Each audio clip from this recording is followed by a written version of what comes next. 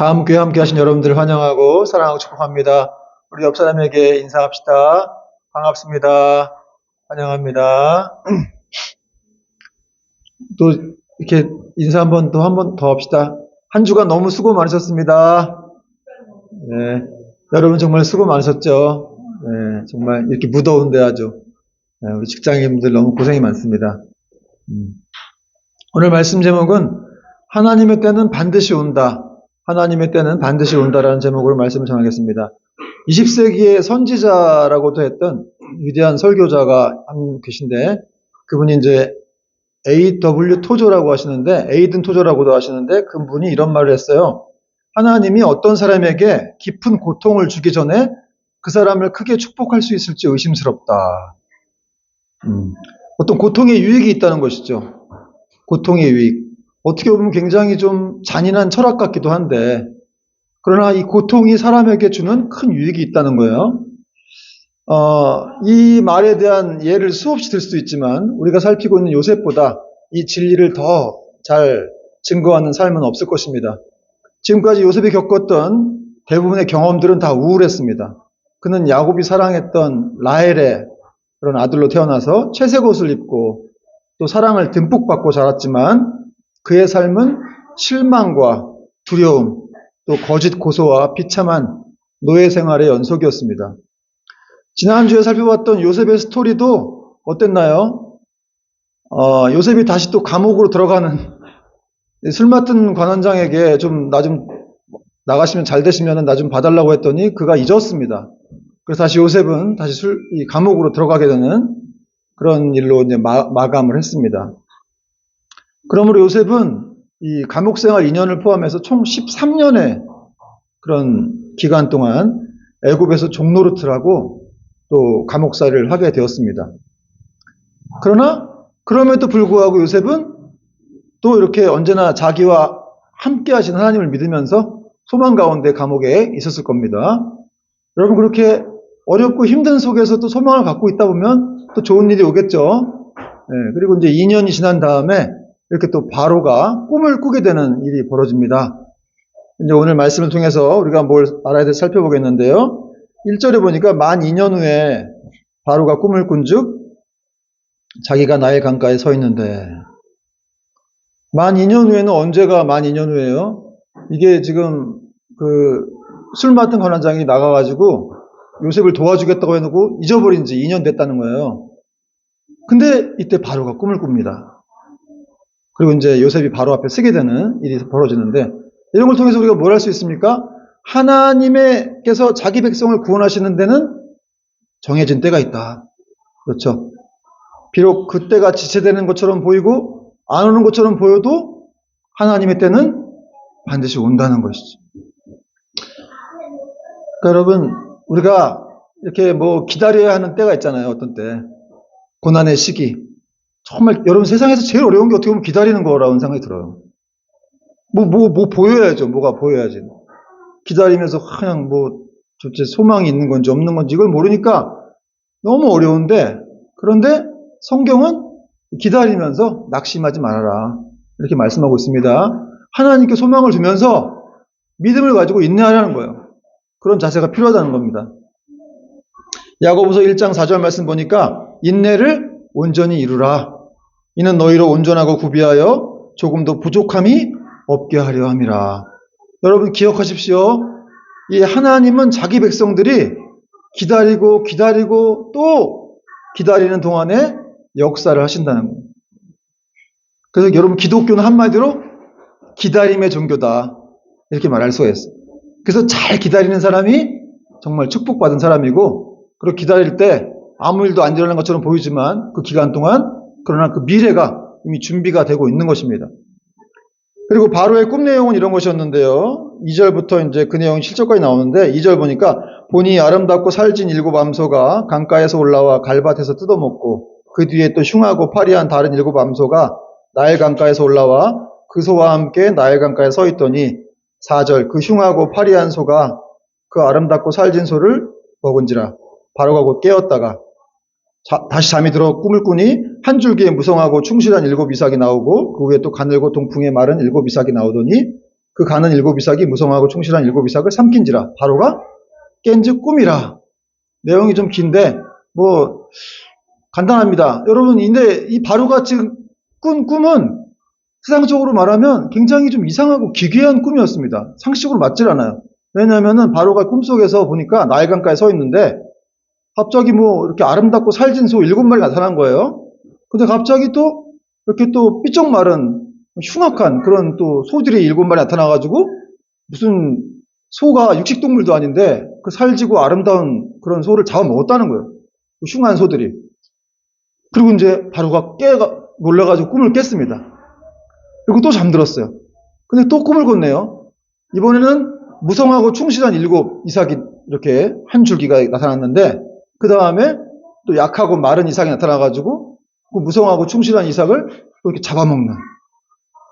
그 참 기괴한 꿈이죠. 어떻게 이삭들이 잡아먹고 뭐 소들을 잡아먹고 이런 꿈을 꾼 거예요, 바로가. 근데 뭐 이상한 꿈이네. 뭐 이런 꿈을 다 꿔? 아, 재수없어. 죄송합니다. 갑자기 튀어나왔네요. 이렇게 생각하고 그냥 넘겨버릴 수 있는데 바로가 굉장히 막 근심을 한 거예요. 번민을 막 시작했습니다. 8절에 보니까 여러분 8절 한번 읽어보세요. 시작. 아침에 그의 마음이 번민하여 사람을 보내어 애굽의 점술가와 현인들을 모두 불러 그들에게 그의 꿈을 말하였으나 그것을 바로에게 해석하는 자가 없었더라. 바로가 애굽에 있는 모든 지성들을 다 불렀어요. 점성술사, 천문학자 이런 사람 다 부르고 현인들, 똑똑한 사람 다 불렀어요. 근데 꿈을 해석을 못하는 겁니다. 뭔가 이렇게 미래를 암시한 듯한 그런 꿈인 것 같은데 이렇게 해석을 못하니까 바로가 얼마나 답답하고 불안했겠어요. 근데 왜 해석을 못했겠습니까? 하나님이 주신 꿈이기 때문에 그렇습니다. 그래서 바로가 막 번민한 거예요. 뭐 이런 꿈이 다 있지? 지나칠 수도 있는데 계속 하나님 이렇게 번민하게 하신 거예요. 여러분, 그러므로 여기서 또 우리가 알 수 있는 거는 해석하지 못하는 이런 점성술사와 현인들과 같이 이 세상도 사람들이 가지는 어떤 인생의 고민과 그 의문에 대해서 어떤 대답도 해줄 수가 없다는 것이죠. 여러분, 아무리 똑똑한 사람도 세상 사람들이 구하는 어떤 인생의 문제나 그런 고민들에 대해서 답을 줄 수가 없어요. 왜냐하면 바로에게 꿈을 주신 하나님이 이 세상 모든 만물을 주관하시고 만드셨고 또 그분이 이끌어 가시기 때문에 그렇습니다. 하나님이 시작하셨기 때문에 세상 사람들은 어떻게 답을 알 수가 없는 거예요. 그러나 성경은 성도들은 답을 할 수 있다. 이렇게 말하고 있어요. 할렐루야. 왜 그럴까요? 성도들은 왜 하나님의 뜻을 알 수 있을까요? 커피 한 잔. 이거는 어떻게 하나님의 뜻을 알 수 있냐면 어떤 분을 통해서. 어떤 분을 통해서? 그렇죠.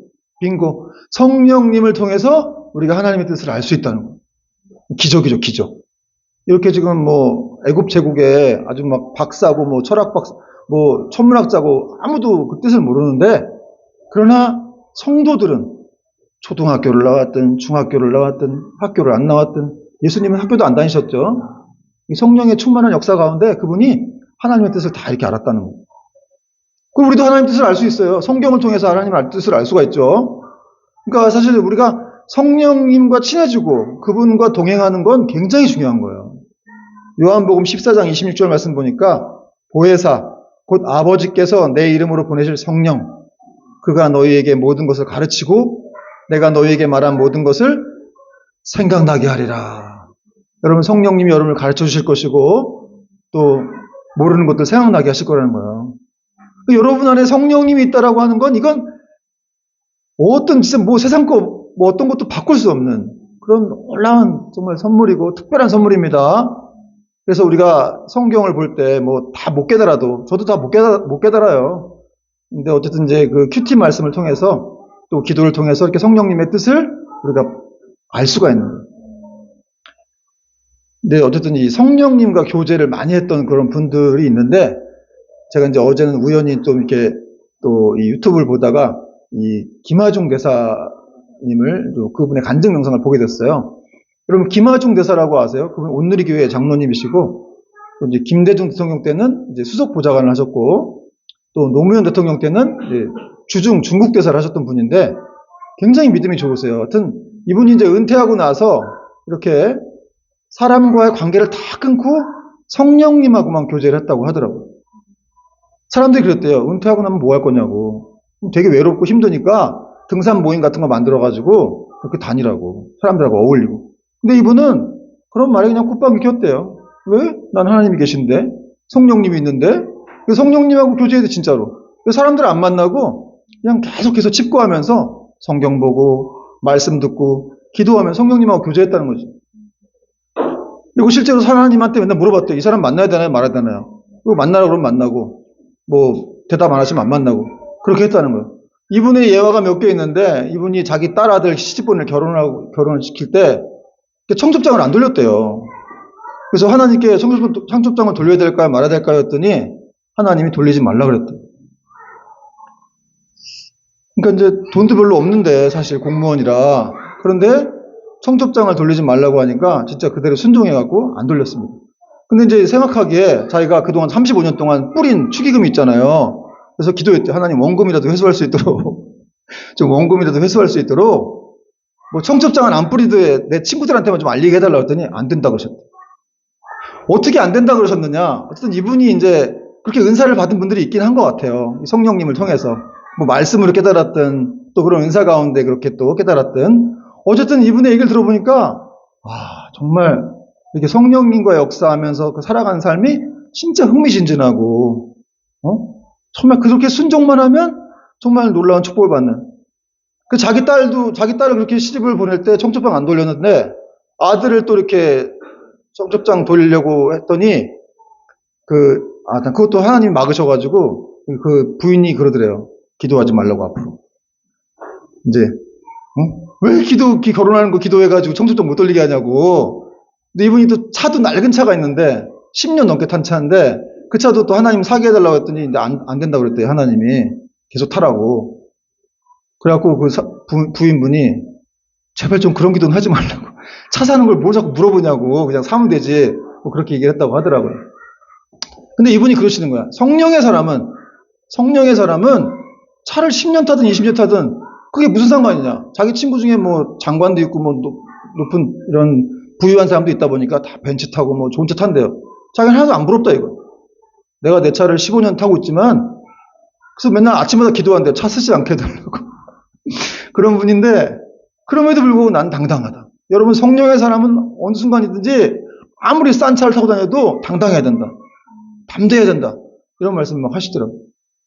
우선 이제 뭐 여러 가지 또 예화도 있었는데 지금 시간이 없어가지고 총리가 또 막 중국으로 오기로 했는데 하나님이 그 총리가 오지 못한다고 그랬대요. 근데 실제로 그 총리가 열흘 후에 그만둬가지고 정말 이렇게 오지 못하게 되는 일도 있었고. 그러니까 세상 사람들이 볼 때 황당한 거예요. 황당. 아니 총리가 온다고 그러는데 지금 가서 중국 정부에 알려줘야 되는데 하나님이 알리지 말라 그래서 알리지 않았다는 거예요. 그런 내용들이 이제 이 김하중 대사님의 책에 나옵니다. 여러분 한번 읽어보시고 뭐 이분에 대해서 비판하시는 분도 있고 뭐 신비적이다 막 이래가지고 그러는데 여러분 하나님이 세상을 창조하신 걸 믿습니까? 말씀 하나로. 지금도 말씀으로 세상을 다 유지하시고 움직이시고 우리 생명을 움직여 가시는 거예요. 그리고 정말 안 믿는 사람이 어떻게 막 사도 바울과 같이 괴수 같은 사람이 정말 은혜의 사도고 사랑의 사도가 되고 이런 것도 기적이죠. 그러니까 사실 이 세상의 제일 큰 기적은 그냥 우리가 예수 믿고 이 자리에 앉아있는 게 제일 큰 기적이에요. 그러니까 어떤 것도 여러분 이상하게 생각하면 안 되고 하나님은 얼마든지 그렇게 하실 수 있는 분이다. 그래서 우리가 중요한 건 뭐냐? 정말 이렇게 성령님과 교제할 수 있도록 그분을 사모하고 또 그분의 음성을 듣고 하는 그런 것도 훈련해야 한다는 거죠. 훈련이 되면 이게 가능하다는 거예요. 여러분 정말 주님이 이 땅에 주신 최고의 선물 중에 하나가 교회 그리고 성령님이에요. 이 둘을 정말 소중하게 여기시고 특별히 우리가 성령님과 함께 영원토록 동행해야 되는데 그분과 친해질 수 있는 저와 여러분들 바랍니다. 그러면 너 놀라운 축복들이 임할 것입니다.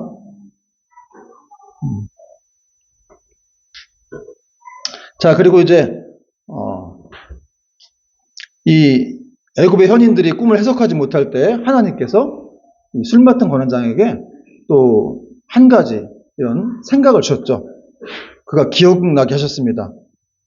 9절부터 이제 13절까지 그 내용인데 술 맡은 권한장이 바로에게 말하여 이르되 내가 오늘 내 죄를 기억하나이다.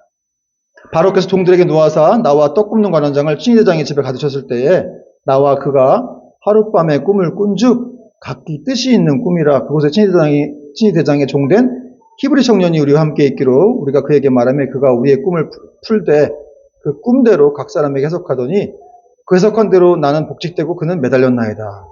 바로의 꿈 이야기를 듣고 뭐 똑똑한 사람들이 아무도 해석 못하니까 그때 갑자기 술 맡은 관원장에게 어떤 생각이 들었어요. 하나님이 기억나게 하신 것이죠. 2년 전에 이 칭의대장의 감옥에 있을 때 만났던 청년 요셉이 생각난 거예요. 그래서 요셉을 이렇게 추천합니다. 여기 내가 내 죄를 기억하나이다. 지난주에 말씀드렸는데 기억하나이다가 이 마즈킬이라고 하는 헬라어를 이 히브리어를 쓰는데 이 단어가 이제 자카르라고 하는 기억하다라는 동사와 기본형이 동일하다 그랬죠. 그러니까 한마디로 하나님은 사람들이 잊어버린 것도 기억나게 하셔서 그걸 이렇게 자기 뜻을 이루시는 그런 분이다. 이런 말씀이에요. 이처럼 하나님은 잊어버린 것도 기억나게 하셔가지고 자기의 선한 뜻을 이루시는 분이신데 그리고 그렇게 기억나시게 하는 하나님의 역사의 때는 가장 정확한 때임을 우리가 또 믿어야 됩니다. 왜 인제 기억나게 하시는 거예요? 이렇게 말하면 안 되는 거예요. 왜냐하면 하나님의 뜻이 있기 때문에. 여러분 만약에 생각해 보세요. 2년 전에 술 맡은 관원장이 나가가지고 바로에게 말했어. 그럼 요셉이 어떻게 했겠어요? 풀려났습니다. 그럼 어떻게 되겠어요? 집에 갔습니다. 그냥.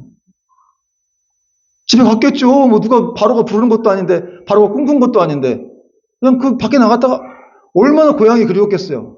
십몇 년을 여기 종살이하고 감옥 생활을 했는데 그렇게 자기 아버지 보고 싶어하고 형들이 좀 그렇다고 하더라도 집에 갔겠죠. 그러니까 하나님이 못 가게 2년 동안 감옥에 더 있게 한 거예요. 참 이 섭리가 신비하죠. 여러분 그래서 결국 이렇게 요셉이 바로 앞에 서게 된 거예요.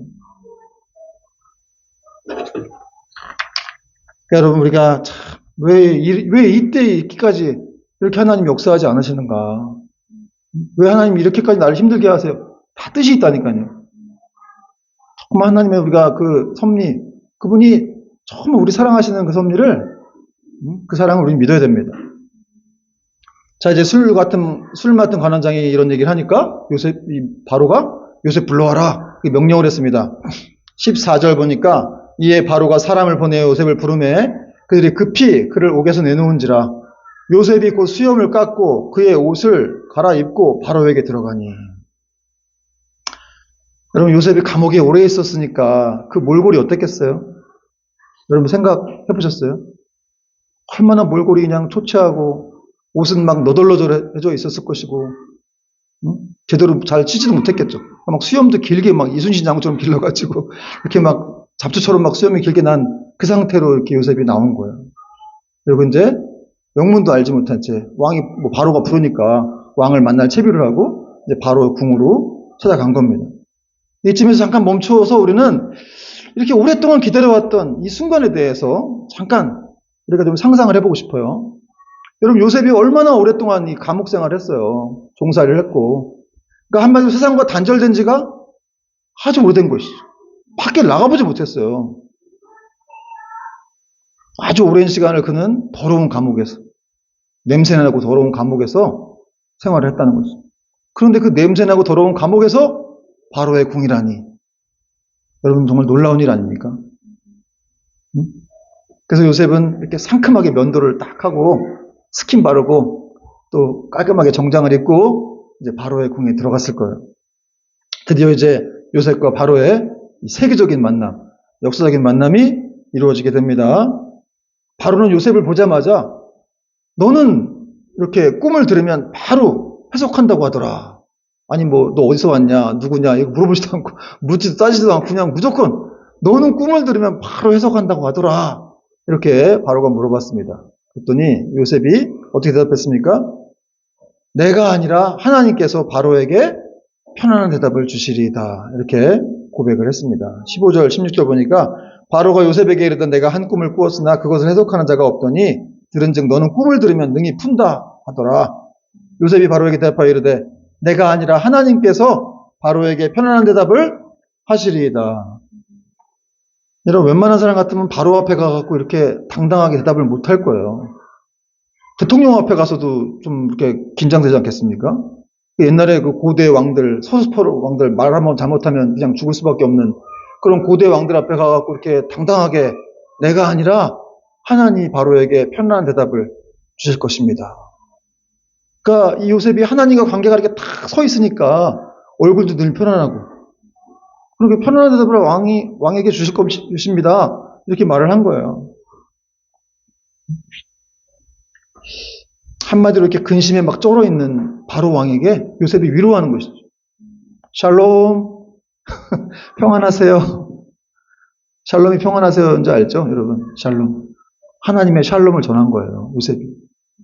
여러분, 그리스도인들은 이렇게 오늘날 우리가 어딜 가든지 영원한 샬롬이신 예수님을 전해야 될 줄로 믿습니다. 그래야 그 사람에게 평안이 임하는 거예요.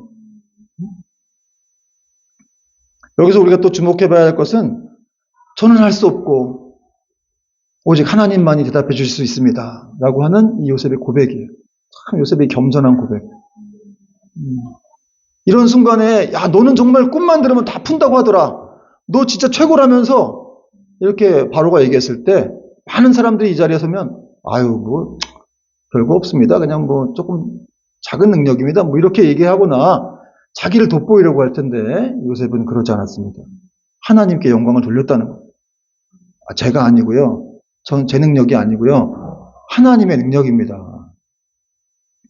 저는 이 구절을 보면서 참 여러분 사람들이 얼마나 많이 자기가 주목받고 싶어하고 또 자기가 높임받고 싶어하고 그런 일이 많은데 정말 이렇게 요셉처럼 이런 모습을 보여야 되겠다.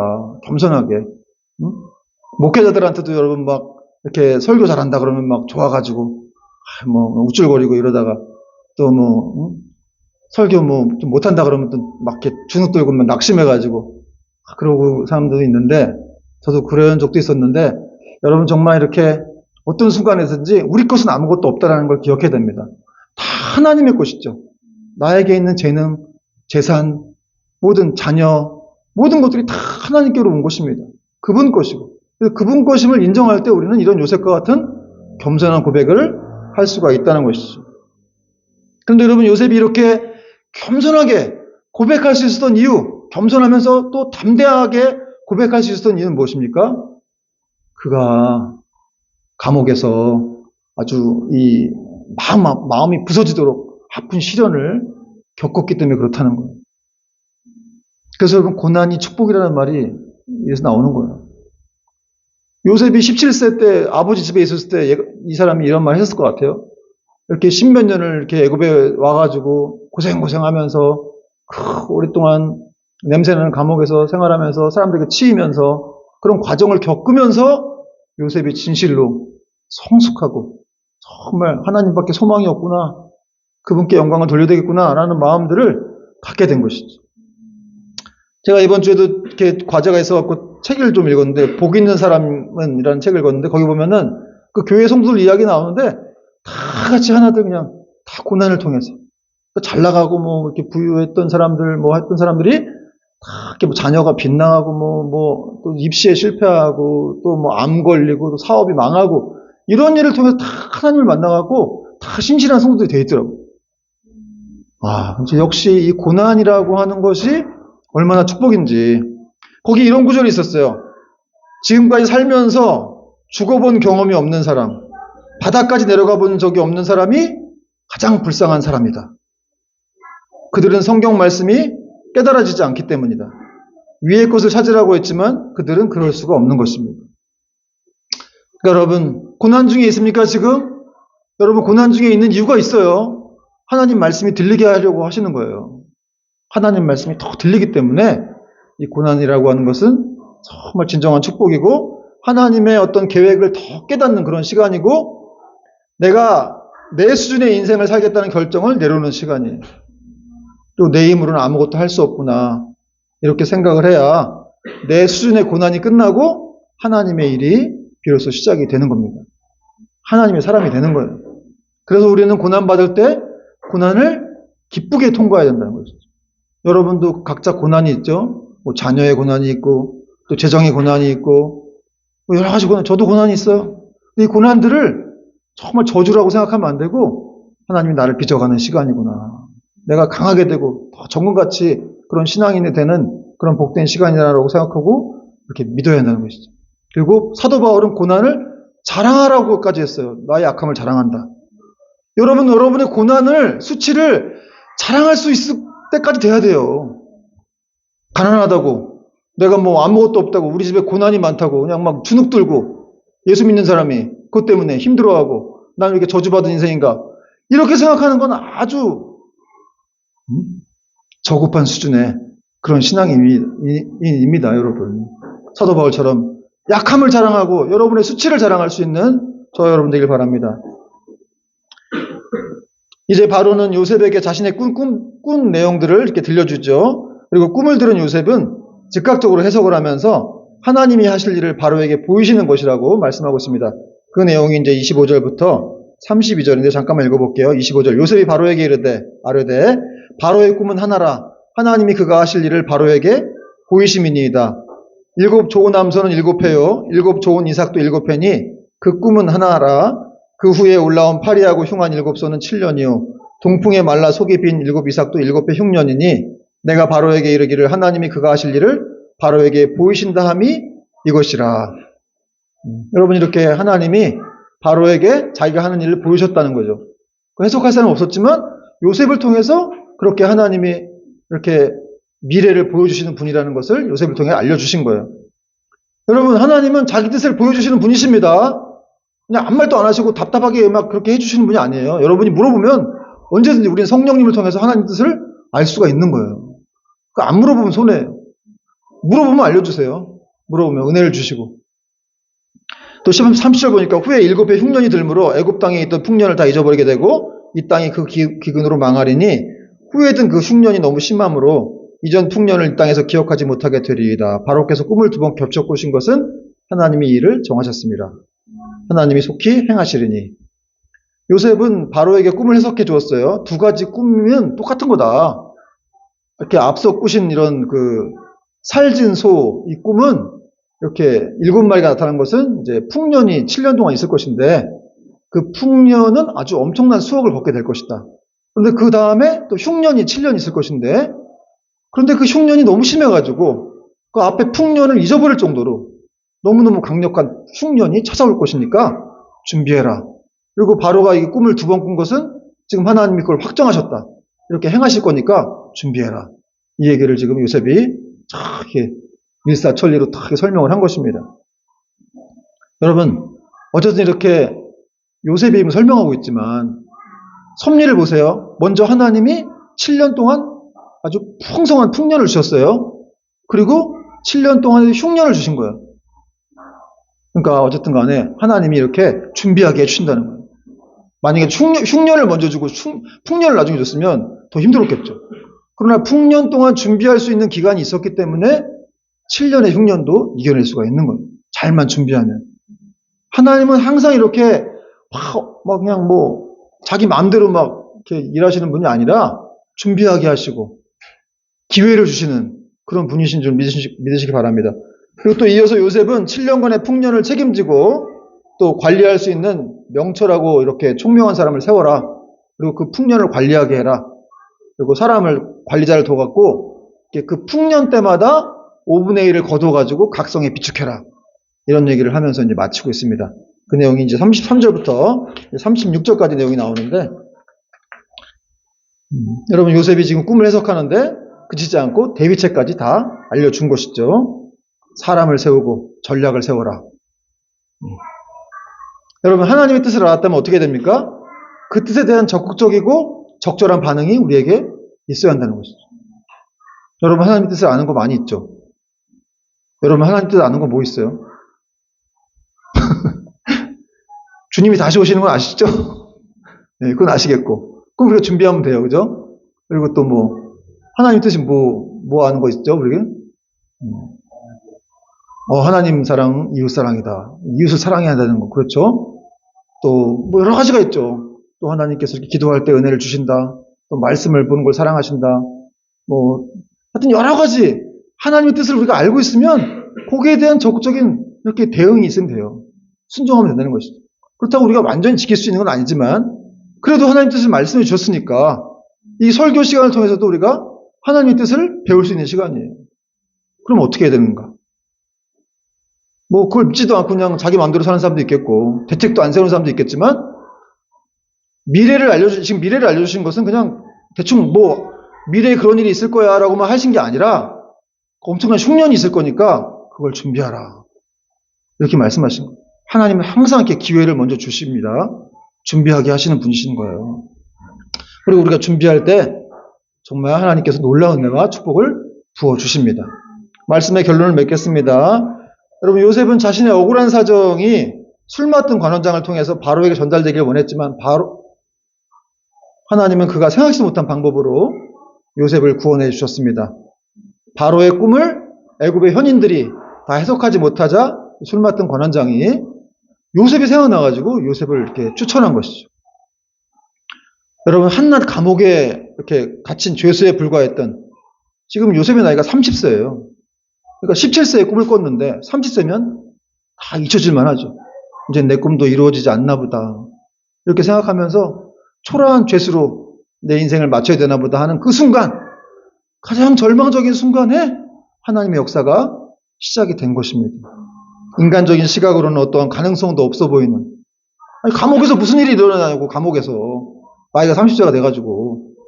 그러나 여기서 하나님은 가장 적절한 때라고 생각하시고 이때 하나님이 이제 역사를 하신 것입니다. 그러므로 여러분, 바라는 일이 즉시 이루어지지 않는다고 해서 우리가 낙심해서는 안 됩니다. 하나님은 요셉의 기대보다 훨씬 더 큰 일을 계획하고 계셨기 때문에 그렇습니다. 잊혀진 것 같고 또 홀로 남은 것 같아도 하나님은 우리를 한시도 잊지 않고 계시고 선한 뜻을 이루어 가시고 계시는 분이심을 믿으시기 바랍니다. 또한 마지막 우리가 알아야 될 것은 한 나라의 흥망성쇠와 인간의 어떤 이 기륭화복이 다 모두 하나님의 손 안에 있다는 거예요. 여러분, 애굽의 운명이 바로의 손에 있지 않았어요. 그렇죠? 또 그들의 점술가, 천문학자, 또 현인들한테 있지 않았습니다. 그들은 그냥 꿈을 꾸고서 그게 두려워가지고 잠 못 자는, 그걸 번민하는 그런 연약한 존재들일 뿐이에요. 여러분, 세상의 모든 세상의 이런 흐름들, 경제, 정치를 다 강대국의 어떤 정치가들이, 권력가들이 하는 것처럼 보이지만 그렇지 않다는 거죠. 하나님의 손 안에 그 주권이 달려있다는 것입니다. 그런데 여러분, 이렇게 세상에서 번민하고 방황하는 이런 사람들, 이런 애굽의 현인들과 같은 사람들은 사실은 지금 이 세상에 있는 이런 모든 사람들의 자화상이죠. 그래서 그들에게는 평안이 없습니다. 그래서 우리는 영원한 샬롬이신, 영원한 평강 되신 예수님을 그들에게 전해야 한다는 거예요. 여러분, 하나님을 아는 우리에게는 요셉과 같이 어떤 상황에서든지 하나님을 전해야 되는 그런 영광된 사명이 있습니다. 여러분, 그럴 때 정말 하나님께서 요셉 한 사람과 애굽 제국을 자기 뜻대로 인도하신 것처럼 우리의 삶도 그분이 다스려 주시고 또 그 주권, 선한 주권대로 인도해 주시면서 더 많은 축복을 부어 주실 것입니다. 여러분, 이 하나님이 우리 하나님이시라는 거, 이건 분명합니다. 이 사실을 믿고 또 한 주간도 우리가 승리하며 믿음의 길을 계속 걸을 수 있는 저와 여러분 되기를 주님의 이름으로 축원드립니다. 아멘.